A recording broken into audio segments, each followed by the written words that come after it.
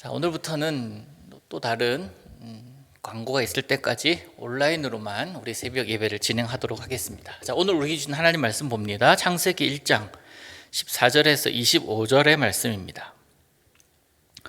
창세기 1장 14절에서 25절의 말씀 제가 읽어드립니다. 하나님이 이르시되 하늘의 궁창에 광명체들이 있어 낮과 밤을 나뉘게 하고 그것들로 징조와 계절과 날과 해를 이루게 하라. 또 광명체들이 하늘의 궁창에 있어 땅을 비추라 하시니 그대로 되니라. 하나님이 두 큰 광명체를 만드사 큰 광명체로 낮을 주관하게 하시고 작은 광명체로 밤을 주관하게 하시며 또 그 별들을 만드시고 하나님이 그것들을 하늘의 궁창에 두어 땅을 비추게 하시며 낮과 밤을 주관하게 하시고 빛과 어둠을 나뉘게 하시니 하나님이 보시기에 좋았더라. 저녁이 되고 아침이 되니 이는 넷째 날이니라. 하나님이 이르시되 물들은 생물을 번성하게 하라. 땅 위 하늘의 궁창에는 새가 나르라 하시고 하나님이 큰 바다 짐승들과 물에서 번성하여 움직이는 모든 생물을 그 종류대로 날개 있는 모든 새를 그 종류대로 창조하시니 하나님이 보시기에 좋았더라. 하나님이 그들에게 복을 주시며 이르시되 생육하고 번성하여 여러 바닷물에 충만하라. 새들도 땅에 번성하라 하시니라. 저녁이 되고 아침이 되니 이는 다섯째 날이니라.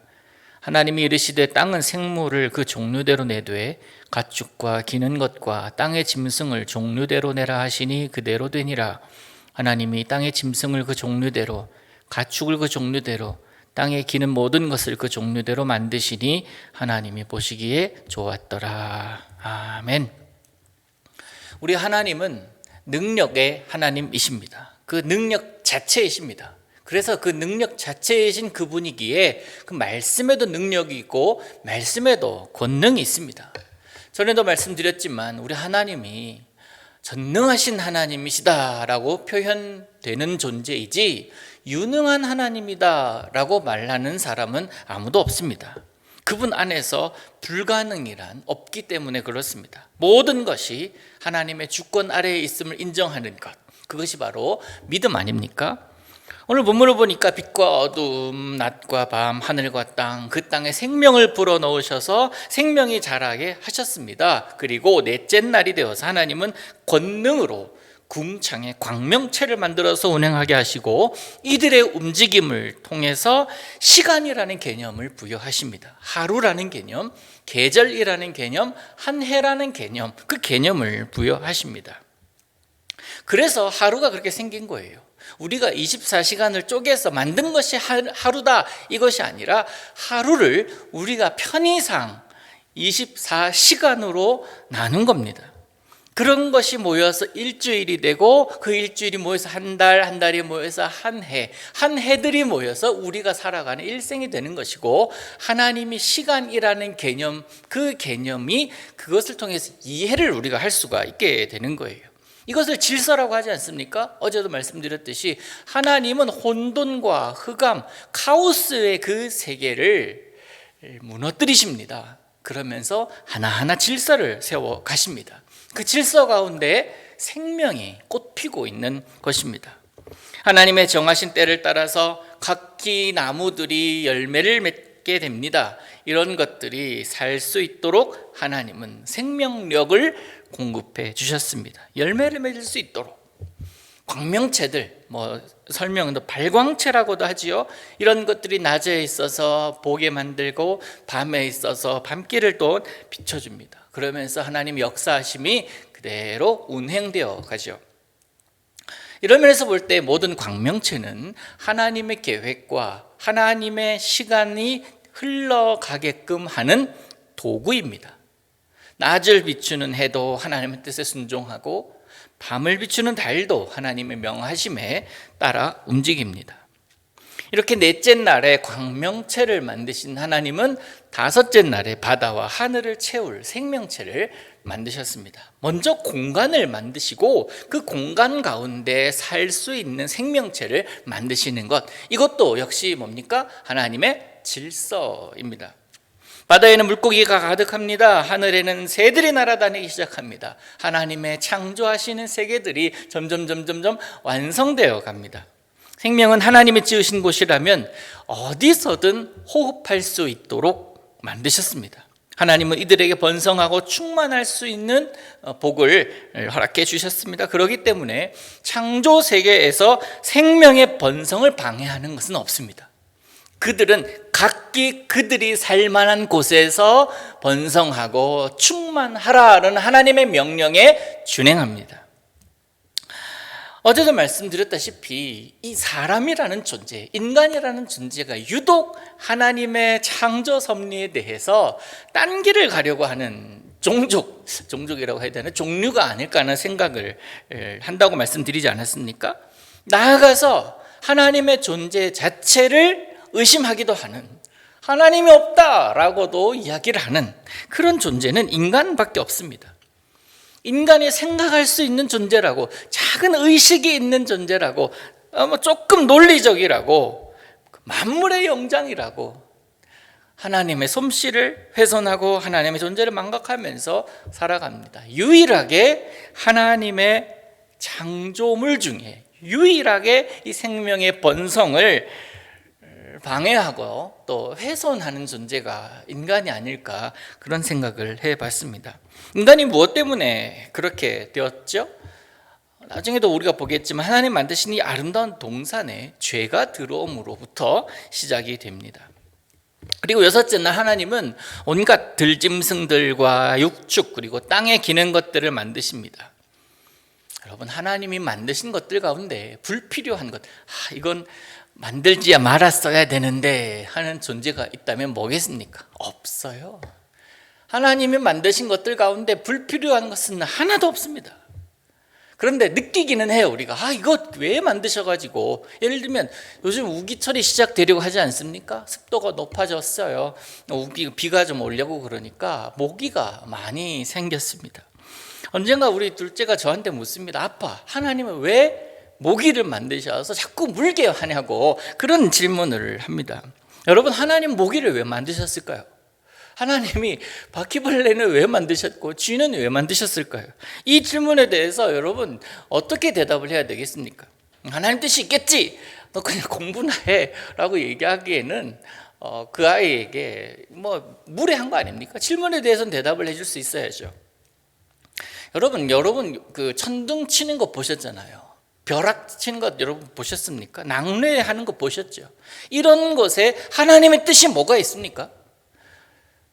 종교개혁가 루터나 칼빈 같은 경우는 이 천둥과 벼락을 치면서 자신이 죄인임을 깨닫게 됩니다. 그러면서 저 자연현상을 보면서 하나님의 창조 섭리, 하나님의 나의 죄인된 모습을 깨닫게 하시는구나 라고 통회하는 것을 읽었습니다. 이 천둥과 벼락은요, 생태계를 유지하는데 꼭 필요한 존재들이라고 합니다. 단순히 사람으로 하여금 자신의 죄악됨, 자신의 죄인됨을 드러나게 하는 것은 자기 개인적인 해석이지만 전체의 생태계를 보았을 때, 자연을 보았을 때 천둥과 벼락은 꼭 필요하다라는 거예요. 예를 들면 이런 겁니다. 신기하게도 벼락이 한번 칠 때마다 이 대기는요, 질소가 생성이 된다 그래요. 그렇게 질소가 생성이 되면 그 질소가 이 땅에 들어와서 저 멀리 저 산 꼭대기에 있는 나무들이 그 질소로 인해서 생명력을 얻게 된다는 거예요. 굳이 사람이 가서 비료를 주고 거름을 주고 하지 않아도 산에 있는 그런 나무들은 잘 살 수 있는 것은 하나님의 작품이다라는 겁니다. 만들어 놓고 하나님이 외면하지 않으시고 그것들을 살리시기 위하여 영양분을 공급하는 것이다라고 과학자들 얘기를 하잖아요. 하나님의 창조하신 그 섭리를 인정하는 모습 아닙니까? 바다의 큰 파도도 마찬가지입니다. 선원들에게는, 배를 타고 있는 선원들에게는 그것이 위험한 요소이긴 하겠지만 저 바다 밑에 있는 생물들, 그 생물들에게 신선한 산소를 공급해 주는 그런 계기가 된다는 거예요. 그 폭풍이 그래서 필요하다라는 겁니다. 그렇다라고 하니 모기는 왜 필요합니까? 모기는 왜 하나님께서 만드셨습니까? 쥐는 왜 만드셨냐고요? 사람에게는 해충이라고 할 수 있습니다. 사람에게는 피곤한 존재일 수 있습니다. 그러나 자연 만물의 이치 속에서는 이 모기가 필요하다라는 거예요. 꿀벌 필요하다라는 겁니다. 모기 유충이 작은 물고기들의 먹이가 되고, 쥐 같은 것도 너구리나 고양이 같은 것들에 영양분을 공급해주는 먹이가, 좋은 먹이가 된다라는 겁니다. 그런데 요즘은 고양이나 강아지 이런 이런 고양이들에게 사료를 먹이니까 더 이상 이 고양이가 쥐를 잡지 않아요. 그러니까 주변에 쥐가 있는 거예요. 창조 섭리는 가만히 내버려 두면 원래가 좋았기 때문에, 하나님이 만드신 첫 번째의 모습이 좋았기 때문에 그게 자연이에요. 근데 우리가 자꾸 우리의 편의, 우리의 이기심, 우리 때문에 바꾸어 나가려고 합니다. 그래서 문제가 생기는 것 아닙니까? 문제는 하나님의 원래 있으라고 한 그 자리에 있지 않고 인간이 자리를 옮겨버리는 거예요. 자꾸 인간의 편의를 위해서 있어야 될 자리를 무너뜨리고 있기 때문에 과학에서 얘기하죠. 먹이 사슬이 깨지는 거예요. 생태계가 파괴되는 겁니다. 이상현상이 나타나기 시작하게 되는 거죠. 마음대로 벌목합니다. 야생동물임에도 불구하고 집에서 기르기도 하다 보니까 숲에 있어야 될, 자연과 함께 놀아야 될 그것들이 갇혀버리는 거예요. 스트레스를 받게 되는 겁니다. 그것으로 인해서 힘들어지는 건 인간이에요. 코로나 바이러스도 그렇게 하여서 인간의 무분별한 벌목과 확장으로 인하여 그들이 살 곳이 없었기 때문에 인간의 세계로 들어와서 우리에게 영향을 주고 있다라고 이야기하는 사람들이 많지 않습니까? 그래서 말씀드리는 것은 하나님이 창조하신 그 세계가 가장 좋은, 가장 평화를 누리는 세계라는 것입니다. 모든 생명은 하나님의 계획 안에서 창조되었기 때문입니다. 모든 존재가 그렇게 창조된 바 된 그 자리에서 노래하고 그 자리에서 창조주이신 하나님과 더불어 즐거워하는 것이 바로 하나님의 계획이었고 하나님의 섭리였는데, 근데 인간이 그렇게 파괴하고 있다라는 사실을. 그리고 21절 이후부터 쭉 보면은 그 종류대로라는 말이 반복됩니다. 그 말은 그 종류대로 종류로 이어져야 되는, 그 종대로 종이 이어져야 되는데 변종이 생기게 되면 그것이 이상행위다라는 이야기예요. 콩 심은 데는 콩이 나야 되는데 콩 심은 데 변형을 시켜서 콩이 아닌 다른 것들을 만들어내는, 그것을 우리는 과학기술이라고 그러고 유전공학이라고 이야기를 합니다. 그러면서 자랑합니다. 성경은 그것을 원하지 않습니다. 하나님 그걸 원하지 않으세요. 그 종류대로 그것이 나는 것이 보기에 좋은 겁니다. 원래 하나님께서 지으신 목적이 있기 때문에 그 목적대로 살아가는 것, 목적대로 존재하는 것, 목적대로 자리하고 있는 것, 그것이 옳은 것이고 그것이 보시기에 좋은 모습임을 우리는 기억해야 될 것입니다. 오늘 우리에게도 하나님은 맡긴 사명이 있습니다. 그 사명에 합당하게 기억하고 행하는 것이 하나님 보시기에 좋은 모습입니다. 내게 맡겨진 사역, 내게 맡겨진 사명은 A라는 그런 사명인데 A보다 B가 더 훨씬 좋아 보이고 훨씬 이득이 되어 보이고 훨씬 내게 유익하게 생각된다고 할지라도 나는 하나님이 세우신, 하나님이 맡겨신 그 A를 감당하면서 하나님을 예배하고 노래하는 것, 그것이 그리스도인의 모습인 줄로 믿습니다. 그러한 모습을 기억하면서 하나님 보시기에 참 보기 좋다 하는 그러한 모습으로 오늘 살아갈 때에 그가 바로 하나님의 지으신 바대로 살아가는 모습이다 라고 이야기할 수가 있을 것입니다. 모든 것에는, 이 세상에 존재하는 모든 것에는 하나님의 창조의 섭리가 있음을 기억하고 고백하면서 그 창조의 섭리대로 또 오늘을 살게 하신 그 하나님의 뜻대로 살기를 원한다라고 고백하며 이 하루를 기도로 시작하는 여러분들에게 우리 예수 그리스도의 은혜와 축복이 가득하시기를 우리 예수님의 이름으로 축복합니다. 기도합니다. 하늘에 계신 우리 아버지여, 이름이 거룩히 여김을 받으시오며 나라의 임하옵시며 뜻이 하늘에서 이룬 것 같이 땅에서도 이루어지이다.